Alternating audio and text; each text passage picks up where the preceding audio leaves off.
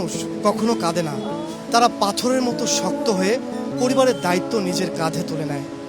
প্রখর রোদে পিঠ পুড়ে যাবে, শরীর ঘামবে, তবু তারা দমে যাবে না। এই যে আমার পিছনে যে মানুষটিকে দেখতে পাচ্ছেন, তার কিন্তু এক হাত থেকেও নেই। সামান্য বেতনের চাকরি করতেন, সেই চাকরি হারিয়ে তিনি আজ চিপস বিক্রি করছেন। তবে গল্পটা কিন্তু এখানেই শেষ নয়।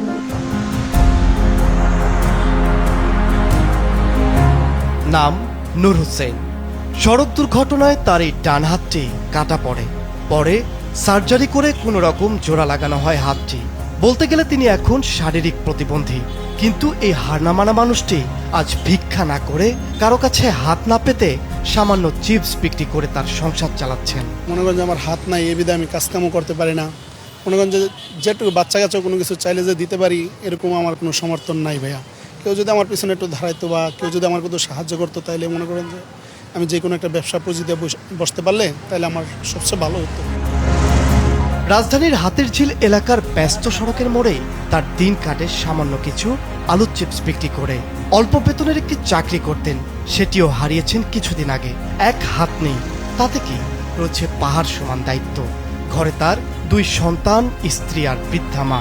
রাস্তার পাশে যাইতে লইছিলাম, মোটরসাইকেলে মেরা দিচ্ছে। কাইটটা পরে মনে করেন যে নিষ্ঠা পড়ে গেছিল। পরে মা বাবার এমন কোনো তৌফিক ছিল না যে আমাদেরকে কোনো চিকিৎসা করাবে।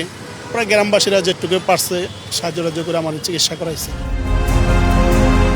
সকাল থেকে রাত এই প্রখর রোদে দাঁড়িয়ে ব্যবসা গরমে তিনি চিপস বিক্রি করেন। যে টাকা আয় হয় তা দিয়ে দিন শেষে চাল ডাল কেনাই দায় হয়ে পড়ে। নূরের সাথে কথা বলতে গিয়ে বেরিয়ে এলো এক চাপা হাহাকার। নিজের জন্য শেষ কবে নতুন জামা কিনেছেন তা তিনি মনেও করতে পারেন না। দীর্ঘদিন ধরে একটি শার্ট আর একটি প্যান্ট দিয়ে চলছে তার জীবন।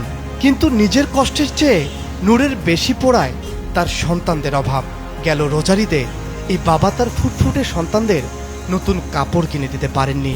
খুব কষ্ট হইতেছে ভাইয়া, দুঃখ তো থাকবে ভাইয়া। বাচ্চা কাচ্চা কোনো একটা জিনিস চাইলেও দিতে পারি না, এটা মনে দুঃখ না? যে গত ঈদে সেমাই চিনি এগুলো মানে আনা খুব কষ্ট হয়ে গেছিলো। মাংস ঘামু করতে গা ভাইয়া, আমরা একটা মুরগি আনলেও খেতে পারি না, মুরগি আই না মাংস ঘামু করতে গা ভাইয়া। সামনে আবারও ঈদ। নূরের দুশ্চিন্তা, এবারও কি তার সন্তানদের আবদার অপূর্ণই থেকে যাবে? বউকে শেষ কবে একটা শাড়ি উপহার দিয়েছেন, সেই কথা বলতে গিয়ে কান্নায় গলা ধরে আসছিল নূরের। নূর হোসেনের মতো আমাদের সমাজের এই অসহায় মানুষগুলো কারো করুণা চান না, চান একটু সচ্ছলতা, যাতে দিন শেষে সন্তানদের জন্য এক প্যাকেট দুধ নিয়ে ঘরে ফিরতে পারেন। তানভীর আহমেদ, মাছরাঙা টেলিভিশন।